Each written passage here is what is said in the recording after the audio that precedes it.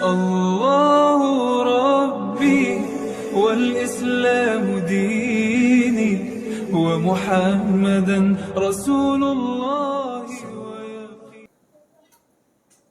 Maka setiap amal yang kita lakukan setelah kita mengenal akan rahasia diri dan mengenal akan Allah, itulah yang dikatakan namanya dengan amalan daimun, amalan makrifat, amalan yang sampai, amalan yang tidak ada lagi pembatas dan penghalang di sana. Apa sebabnya amalan yang sampai, amalan yang tidak ada pembatas dan penghalang? Kenapa? Al-abid wal ma'bud wahid. Yang menyembah dengan yang disembah itu satu. Yang mengingat dengan yang diingat itu satu. Kalau sudah satu pandangan hati kita memandang Allah yang wujud semata-mata, maka disitulah dikatakan oleh Nabi, man arafallahu kala lisanahu. Siapa yang telah mengenal Allah, Allah yang ahad, Allah yang tunggal, Allah yang esa, yang tiada berbilang. Dia yang awal, akhir, zahir dan batin. Dialah segala-galanya, segala-gala itulah nyatanya akan dirinya. Kala lisanahu. Ketika itu keluhlah lidah Bapak Ibu, kata yang tiada terkatakan. Kenapa diri kita itu keluh kata yang tiada terkatakan? Karena yang memandang dengan yang dipandang, yang mengingat dengan diingat, yang mengenal dengan yang dikenal itu hanya Dia semata-mata. Di situlah letaknya kesempurnaan mengenal Allah, itulah sautun wala harpun. Tidak ada lagi kata dan suara. Yang tinggal hanyalah diam saja Bapak Ibu. Makanya maqam ma'rifat seorang hamba itu adalah diam. Bukan kata-kata diam, bukan suara diam. Diam dalam arti makna, yaitu paham, menyadari sesadar-sadarnya bahwa Allah itulah yang diriku, diriku inilah nyatanya Allah. Itu bukan kita yang mengatakan itu, bukan Bapak Ibu yang mengaku itu, karena Allah yang wujud, Allah yang ada. Maka dialah yang mengatakan Allah itu aku yang Allah itu innani anallah la ilaha illa ana. Sesungguhnya aku yang Allah. Tidak ada yang wujud, tidak ada yang nyata, melainkan yang wujud nyata itu aku, kata Allah. Inilah katanya orang yang mati yang sebenar-benarnya. Makanya orang yang matilah yang bisa berjumpa Allah Bapak Ibu. Ya, kalau hidupnya Bapak Ibu alam bisa berjumpa Allah ledah. Syarat berjumpa Allah mati. Makanya orang yang mati itu dapat gelarnya. Apa gelarnya orang mati itu? Yang lambangin Allah almarhum. Itu gelar untuk siapa tuh? Orang mati. Bagi siapa tuh? Yang mengenal. Yang mengenal siapa tuh? Mengenal Allah. Untuk siapa tuh? Untuk apa-apa. Kalau untuk ibu-ibu apa namanya? Almarhumah. Jadi orang yang mati akan keakuan dirinya, barulah dia dapat gelar almarhum dan almarhumah itu. Orang yang dirahmati Allah. Tapi kalau masih hidup juga keakuan dirinya di situ, maka gelarnya apa? Al-mal'una dan al-mal'un. Bukan al-ma'un. Al-mal'un dan al-mal'una itu artinya itu? Orang yang dilaknat Tuhan, yang dimurkai Allah itu dah. Makanya dikatakan Allah, bila engkau adalah engkau, maka engkau tak kenal aku. Bila engkau bukanlah engkau, pasti engkau kenal aku. Bila engkau masih merasa engkau itu yang wujud, pasti engkau tak mengenal aku. Yang wujud itu aku, kata Allah. Tapi bila engkau bukanlah engkau, pasti engkau kenal aku. Apabila engkau sudah menyadari yang engkau itu bukanlah engkau, pasti engkau kenal aku. Akulah sebenar-benarnya yang engkau itu. Aku yang sebenar-benarnya yang wujud itu, kata Allah.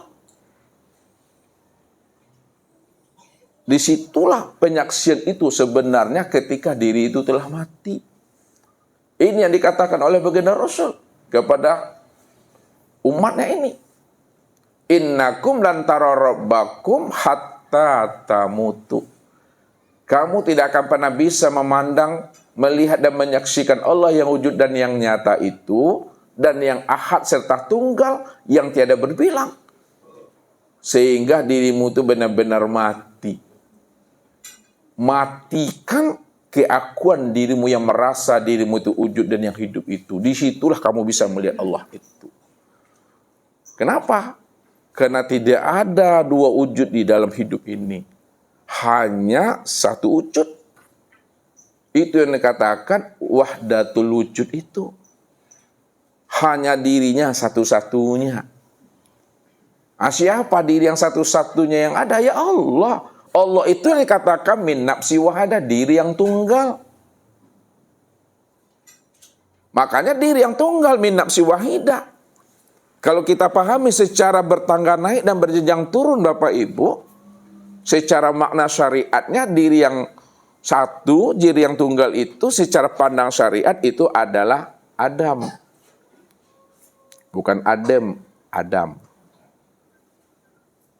Dari Nabi Adam itulah tajali namanya Hawa. Jadi Hawa itu tajali daripada jantung hatiku, kata Adam. Disitulah Adam memanggil Hawa itu, engkau adalah jantung hatiku. Di situ pula lah Hawa mengatakan kepada Adam suaminya, engkau adalah belahan jiwaku. Karena min nafsi wahidah itu adalah Adam. Naikkan makom ke makom hakikat Bapak Ibu. Min nafsi wahidah itu bukan Adam. Min nafsi wahidah diri yang satu itu adalah Nur Muhammad. Nur Muhammad itulah awal penciptaan. Nur Muhammad itulah awal kejadian. Maka disitulah dikatakan, khalaqtuka li ajli wa khalaqal alam li ajlika. Aku jadikan diri engkau untuk melihat dan menyaksikan akan nyatanya diriku. Wa khalaqal alam li ajlika, dan diadakan alam ini, diadakan segala yang ada ini, diadakan segala yang wujud ini untuk memandang dan menyaksikan nyatanya diri engkau. Jadi Nur Muhammad itulah awal penciptaan, karena dia adalah awal penciptaan dan awal kejadian, maka dikatakanlah dia min nafsi wahadah, diri yang satu. Namun jangan Bapak Ibu bertahan dengan Nur Muhammad. Siapa yang bertahan kepada Nur Muhammad, nanti dia bertuhan kepada Nur Muhammad. Nur Muhammad itu duduknya di hakikat baru, duduknya di sifat, naik makomnya ke atas. Rupanya min nafsi wahidah itu bukan Nur Muhammad. Min nafsi wahidah itu adalah Allah Azza wa Jalla. Sebelum adanya kehidupan, sebelum adanya yang awal, maka yang awal lebih dahulu sebelum adanya yang awal itu aku, kata Allah. Maka disitulah dibukakan rahasia bahwa Allah itu beraku-aku dalam keakuan dirinya. Karena tidak ada di yang lain di situ melainkan aku, kata Allah.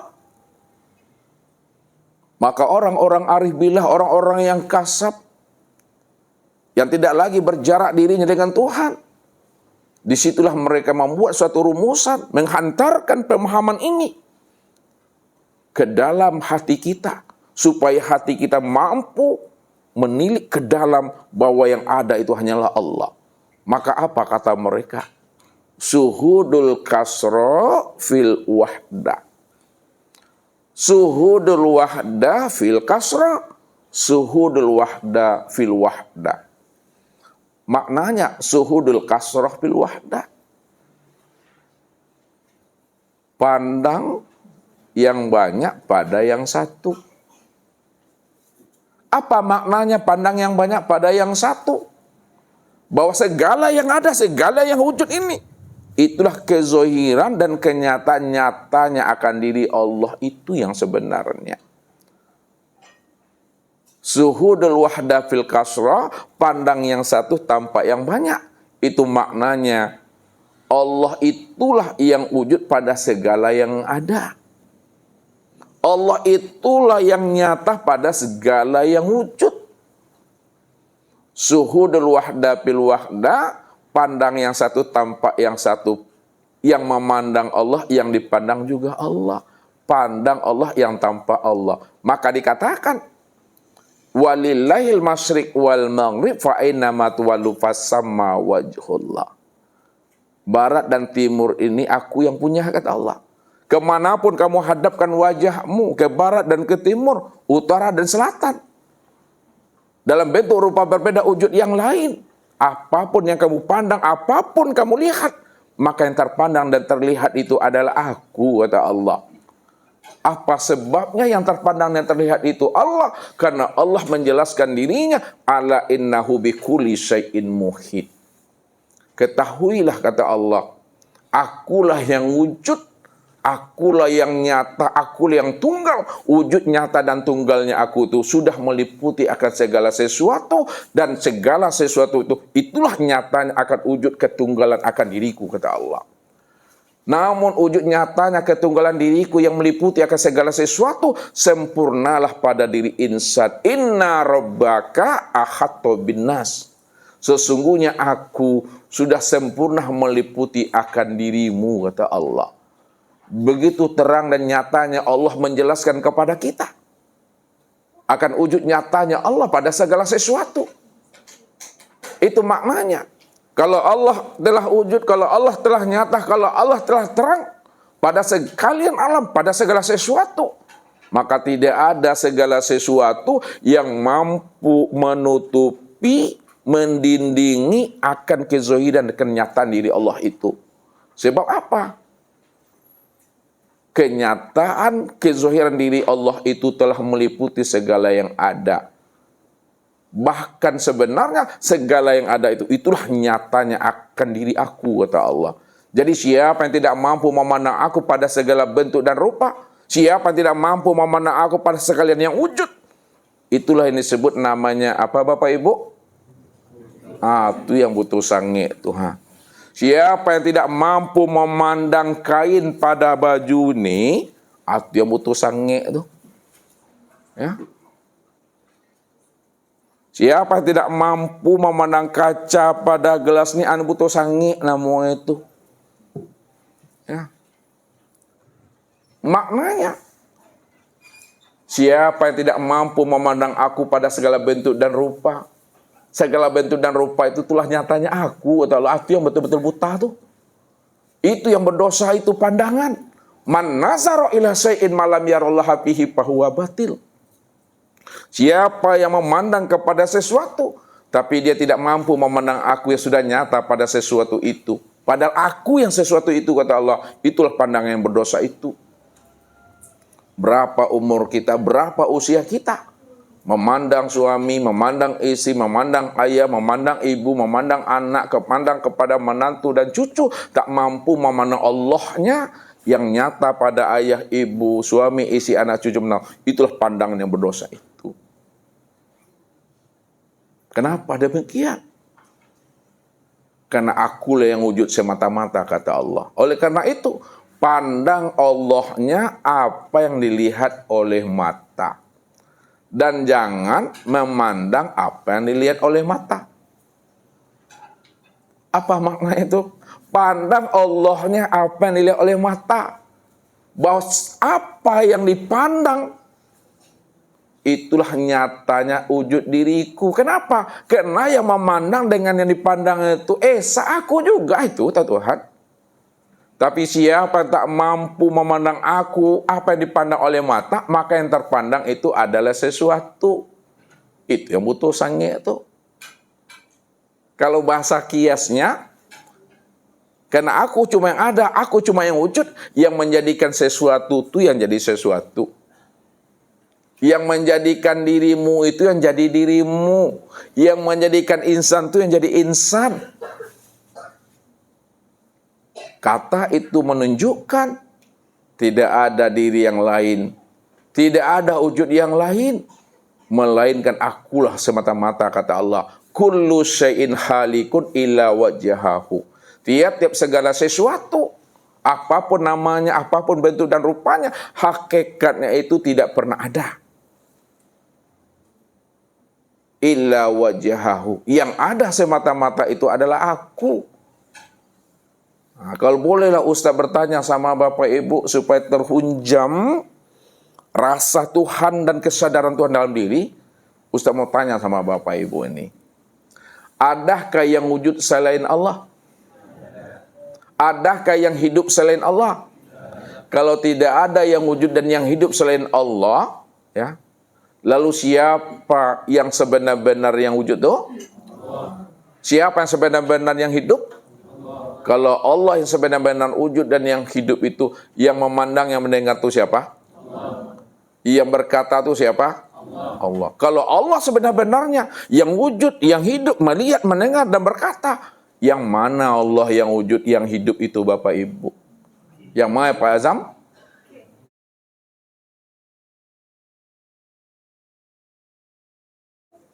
Itu dia. Tak mampu juga memahami itu.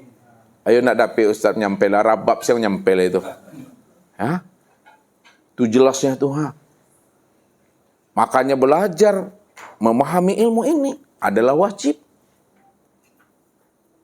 Tanda bukti bahwa Bapak Ibu telah putus kajinya, telah sampai kajinya.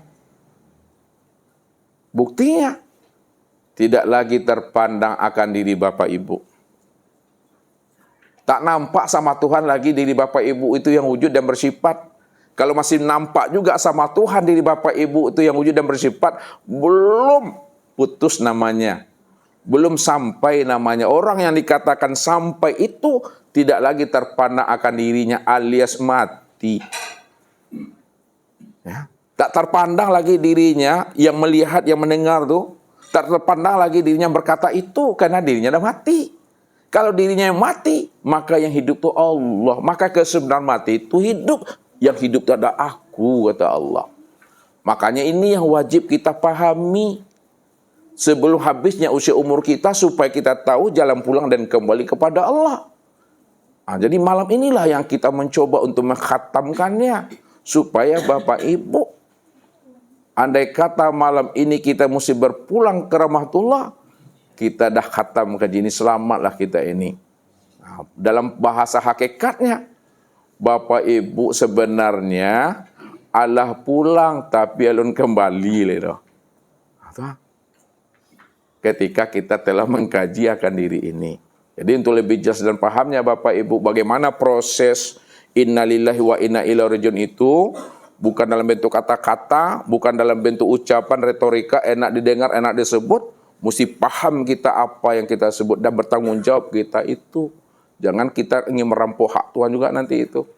Nah, itulah kata Ustadz untuk pahamnya kita. Tunggulah pesan-pesan berikut ini. Kita mesti kembali kepada diri yang satu. Siapa diri yang satu tadi, Bu? Allah. Ini Ustaz banyak bertanya-tanya sama Bapak Ibu nih. Kalaulah memang Bapak Ibu kita ini kembali kepada Allah karena Allah itu diri yang satu, tolong bantu Ustaz apa ayatnya bahwa kita itu mesti kembali kepada Allah diri yang satu itu. Inna lillahi wa inna ilaihi rajiun. Ini jangan lupa-lupa Bapak Ibu. Bapak Ibu yakin akan pulang kepada Tuhan nanti itu? Yakin mati, Pak? Kalau yakin jadi lupa-lupakan ayat tuh. Nih. Ya. Silakan kita buat.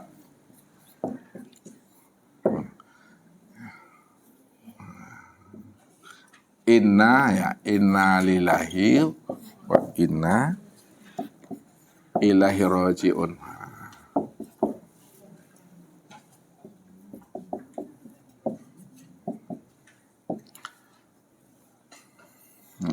Sesungguhnya kita ini dari Allah dan kembali kepada Allah, ya. Itu terjemahnya. Nah, maknanya kita ini asalnya Allah, kembali kepada Allah. Makna lebih hakikatnya, asal kita ini Allah, kembalinya tetap jadi Allah. Ya, tapi tak boleh ngaku Allah pula nanti. Ini memahami dengan hakikatnya, ya. Pertanyaannya, ya. Kalaulah diri kita ini dari Allah, ya, yang insan ini, nih, insan. Nah, kalau benar-benar diri insan itu dari Allah, asalnya Allah, yang mana yang asalnya dari Allah itu, mana makomnya? Nah, ini mesti pahami dulu. Ya, nah, kita lihat Bapak Ibu. Yang dikatakan insan itu terdiri ada beberapa unsur tuh. Ah? 3. Yang pertama apa? Halo? Tubuh. Yang kedua? Hati. Yang ketiga?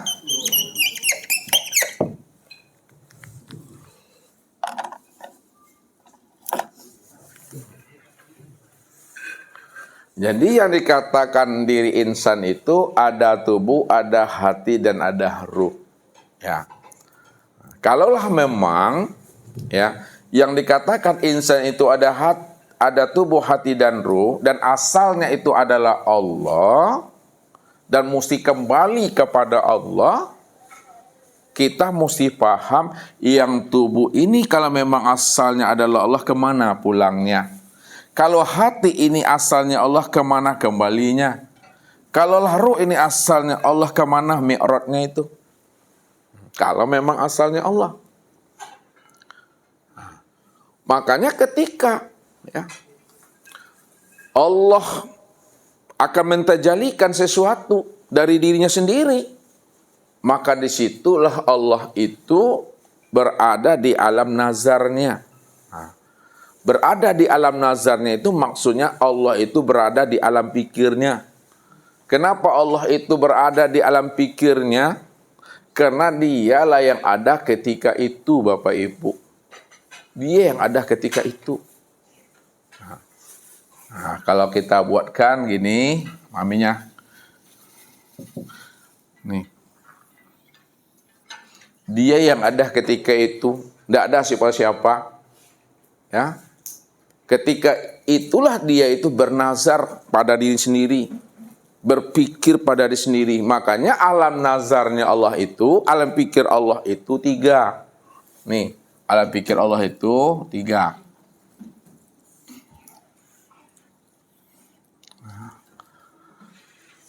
Ya, jadi jangan dipisahkan, Ustaz buat di sini biar memudahkan nanti ini.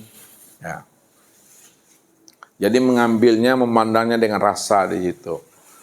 Nah, yang pertama namanya alam azali namanya.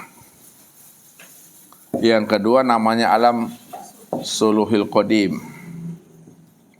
Yang ketiga namanya alam tanzizi qadim. Nah, azali, suluhil qadim, dan tanzizi qadim ini disebut namanya nazarullah, alam pikir Tuhan. Karena Tuhan itu ya belum menciptakan sesuatu, belum ada sesuatu dibuat oleh Allah lagi. Ya, ini yang disebut namanya masa gaibul guyub itu. Ya, belum ada langit dan bumi lagi, belum ada namanya aras, lu, kursi, dan mahfuz lagi itu. Ya, belum ada namanya Nur Muhammad. Ya, jangankan Nur Muhammad, namanya saja belum ada. Karena dia belum beramah saat itu. Dia masih beraku-aku di situ. Kuntu kanzan mahfian. Aku ini adalah perbendaharaan yang tersembunyi, kata Allah. Ya. Kenapa Allah menjelaskan bahwa aku ini adalah perbendaharaan yang tersembunyi? Karena segala yang wujud ini nanti, segala yang ada itu nanti, semuanya berasal daripada diriku. Karena Allah itulah perbendaharaan segala yang ada ini. Yang tersembunyi itu. Tapi dia nyata. Wa ahbabtu an u'rofa wa khalaqtul khalqa liya'rifani. Aku ingin dikenal. Aku ingin tahu siapa aku yang sebenarnya ini. Ya. Karena aku ingin dikenal, kata Allah. Wa khalaqtul khalqa liya'rifani. Maka aku jadikan sesuatu itu dari diriku sendiri. Liya'rifani, supaya yang aku jadikan itu dia mengenal aku lah yang wujud dan nyata pada dirinya, kata Allah. Ketika itulah Allah itu bernazar, berpikir di sana. Ini bahasa yang bisa kita pakai supaya Bapak Ibu paham dan mengerti di balik kata-kata yang saya antarkan itu. Ya. Makanya alam nazar Allah itu 3, azali, suluhil qadim, dan tanzizi qadim. Alam azali ini apa yang terpikir sama Tuhan di situ? Ya. Ini yang disebut namanya dia mengingat akan dirinya sendiri. Tuh. Maksudnya ingat akan diri sendiri. Dialah yang dikatakan Ahmad, dia pula yang dikatakan Muhammad. Dialah yang terpuji dan dia pula lah yang memuji. Tidak ada yang memuji dirinya melainkan hanya dirinya sendiri. Ya, dia kesendirian di sini Bapak Ibu. Allah tuh kesendirian. Kesunyian, kesepian. Allah tuh masih dalam keadaan jomblo. Tuh, tidak ada di siapa-siapa tuh. Itu sudah mengingat dirinya. Ya, akhirnya katakan dialah yang Ahmad, dia yang Muhammad. Makanya turunnya hari Minggu, hari Ahad itu duduknya di sini. Nih, di Ahad ini. Ahad itu duduknya di azali hari Ahad. Ahad itu apa artinya tuh? Ahad apa artinya? Bukan minggu, nah. Esa. Siapa yang Esa tuh? Allah yang Esa nih. Allah yang Esa tuh. Situ turunnya hari Ahad itu. Kalaulah di situ turunnya hari Ahad, di sini pula lah turunnya hukum wajib. Hukum wajib. Ini nggak tinggi channel sedikit Bapak Ibu. Ya, situlah letak hukum wajib tuh. Makanya Allah tuh wajibal wujud, wajib ada dengan sendirinya tuh. Karena dia kesendirian, itu dia ingat. Gak ada yang memuji dirinya kecuali hanya dirinya. Dialah yang Ahmad, dia yang Muhammad. Maka diistilahkan puji Allah bagi Allah. Puji Qadim bagi Qadim. Ini di azalinya. Yang kedua, ya, suluhil Qadim. Suluhil Qadim. Ini alam nazar yang kedua. Di sini Allah itu menimbang-nimbang, menimbang.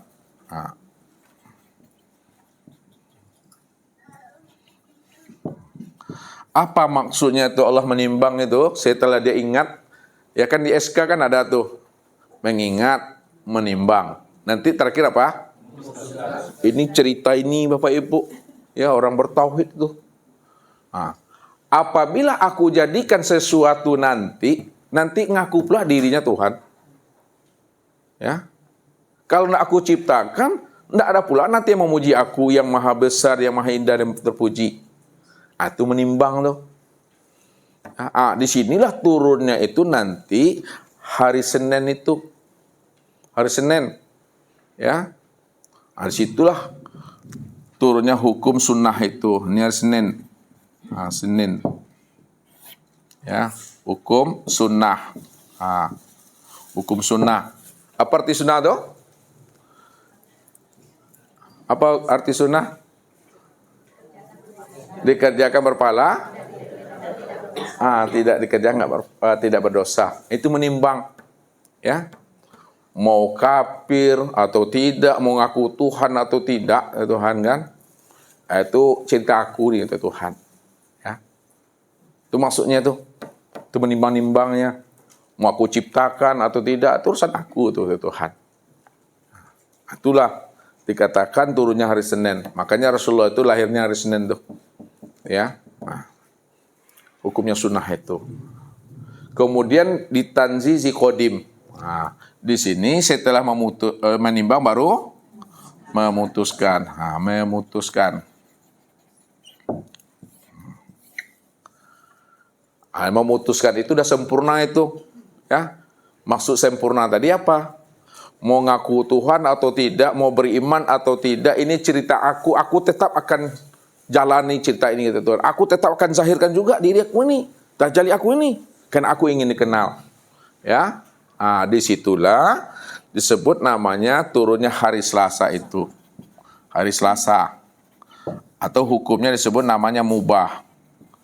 Atau jaiz. Apa jaiz tuh? Harus. Apa makna harus tuh? Bisa ya, bisa tidak. Mau aku jadikan atau tidak, ya urusan aku tuh jaiz tuh. Tuh. Nah. Setelah sempurna, Bapak Ibu, nazarnya Allah itu, ya, barulah Allah mengkunkannya. Mengkunkan. Ya, mengkunkan itu yang dijelaskan Allah dalam Al-Quran itu, innama amruhu idza arada syai'an ayyakula lahu kun fayakun. Maka terzahilah namanya alam tanzizi muhaddas. Tanzizi muhaddas. Tanzizi muhaddas. Disinilah turunnya hari Rabu tuh, hari Rabu. Nah, ya, inilah duduknya hukum sah itu, atau disebut namanya halal. Sah atau halal.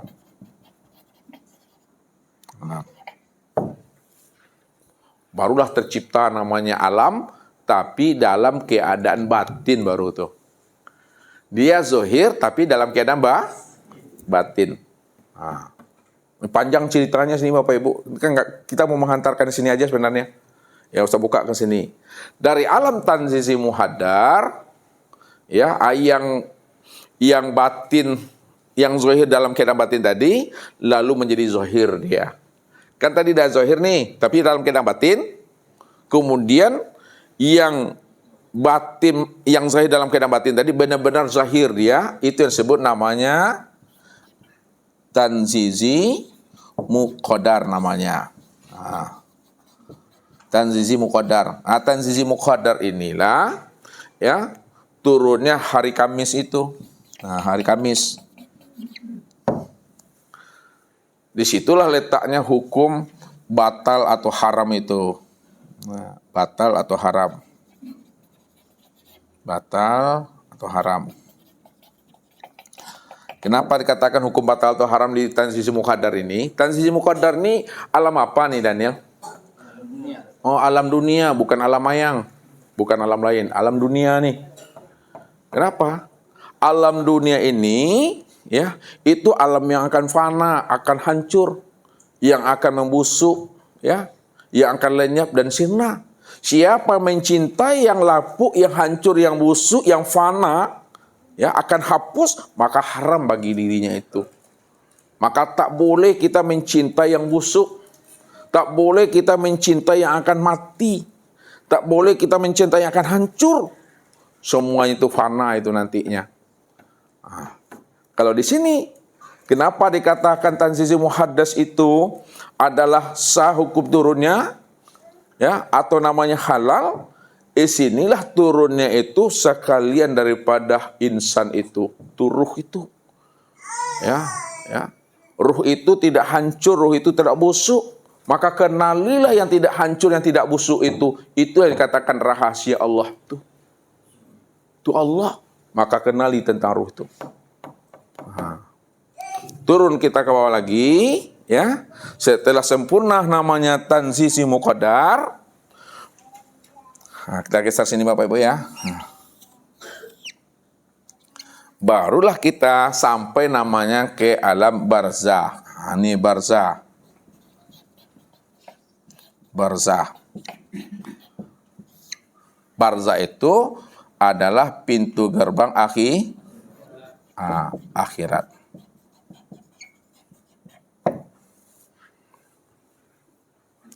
Itulah bahwa kita akan kembali, ya, nanti ke barzah itu. Barzah itu wa min waraihim barzahun, antara alam dunia dan akhirat itu disebut nama barzah itu. Ya, disinilah letaknya hari Jumat tuh. hari Jumat. Makanya kiamat itu terjadi hari apa? Nah, itu hari akan kembali semuanya. Ya, nanti ketika dia sudah dihisab, ya, maka jatuhlah dia namanya dengan hari Sabtu. Sabtu. Ini prosesnya Bapak Ibu. Jadi mengingat, menimbang, dan memutuskan. Itu alam nazar Tuhan itu sebenarnya. Itu rahasianya. Allahu Rabbi wal Islamu dini wa Muhammadan Rasulullah.